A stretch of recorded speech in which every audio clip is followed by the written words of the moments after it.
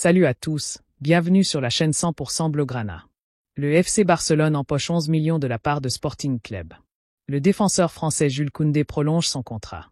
Naples passe à l'offensive pour Gavi.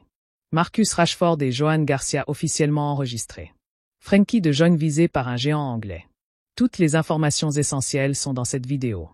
Restez avec nous, nous vous expliquons tout en détail. Le FC Barcelone peut enfin respirer.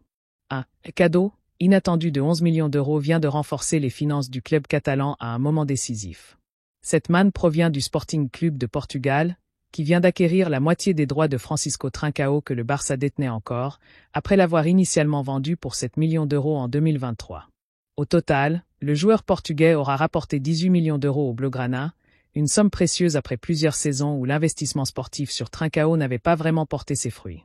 Mais l'importance de cette opération dépasse le simple aspect comptable. Alors que la Liga reprend très bientôt, le Barça se trouvait dans l'impossibilité d'enregistrer ses nouvelles recrues en raison des limites imposées par le fair-play financier. Ces 11 millions d'euros supplémentaires apportent une bouffée d'oxygène budgétaire, ouvrant la voie à la régularisation administrative de plusieurs joueurs clés. Pour le président Joan Laporta et la direction sportive, cette rentrée d'argent tombe à point nommé. Elle permet d'avancer sereinement sur des dossiers stratégiques. Tout en envoyant un signal clair à la Liga et aux supporters, le club reste ambitieux et prêt à aligner son équipe au complet dès la première journée. En somme, un transfert passé qui produit enfin ses effets au meilleur moment. C'est désormais officiel, le défenseur français Jules Koundé et le FC Barcelone poursuivent leur aventure commune. L'information est tombée ce vendredi soir et confirme un accord majeur pour le club catalan. Koundé, arrivé en provenance du Séville FC en 2022, s'est imposé comme un pilier du dispositif défensif, notamment sur le côté droit. Le nouveau contrat le lie au Barça jusqu'au 30 juin 2030, un signe fort de la confiance du club envers l'international français. Selon le communiqué officiel, l'officialisation publique de cet accord devrait avoir lieu très prochainement, en présence du président Joan Laporta. Une mise en scène qui souligne l'importance stratégique de cette prolongation. À seulement 25 ans, Jules Koundé s'apprête à entamer sa 4e saison sous les couleurs Blaugrana.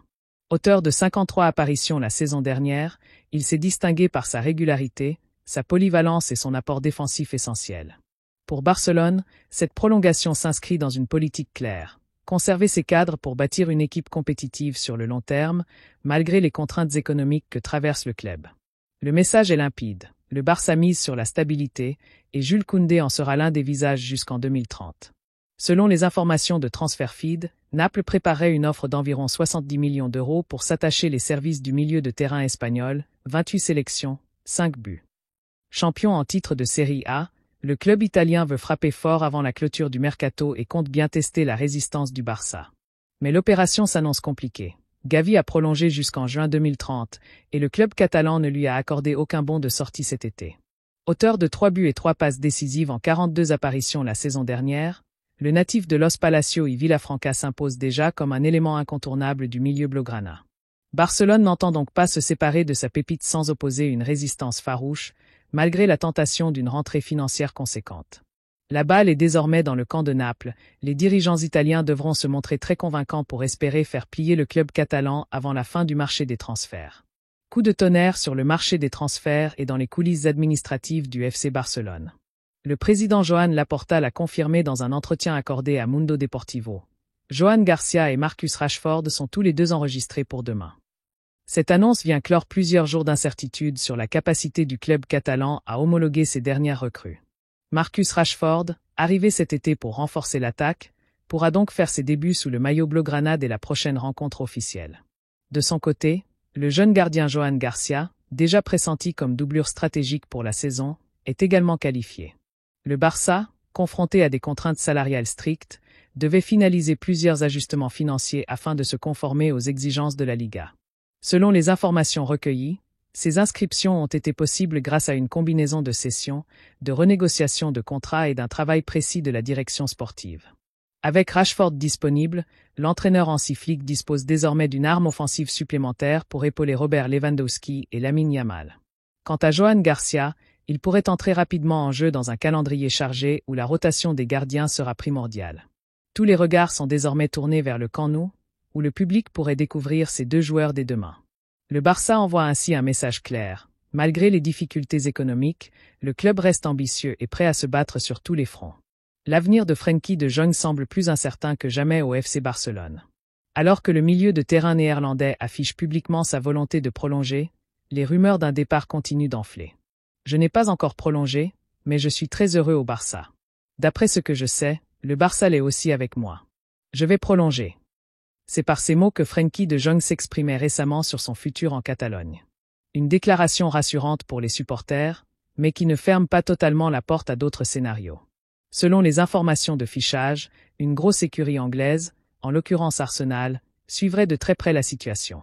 Mikel Arteta, ambitieux pour renforcer son milieu de terrain, verrait en De Jong un élément clé pour compléter un secteur déjà bien garni avec Martin Zubimendi, Martin Degar et Declan Rice. Le technicien espagnol apprécie particulièrement le profil du Néerlandais, sa capacité à distribuer le ballon, casser les lignes et garder le contrôle dans les grands rendez-vous en fait un joueur rare sur le marché des transferts. Arsenal, actuellement à la recherche d'une pièce maîtresse pour franchir un cap en Europe, serait prêt à passer à l'action. Sous contrat et très attaché au projet Blaugrana, De Jong n'a jamais exprimé le souhait de partir. Cependant, la situation financière délicate du FC Barcelone pourrait rebattre les cartes. Une offre importante venue d'Angleterre pourrait inciter la direction à réfléchir, surtout si le joueur ne parvient pas à trouver un accord rapide pour prolonger son bail. Pour l'instant, le discours officiel reste clair, Frenkie de Jong est heureux à Barcelone et le club compte sur lui. Mais dans un mercato toujours imprévisible, les grands clubs anglais savent saisir les opportunités, et Arsenal semble prêt à tester la détermination du Barça.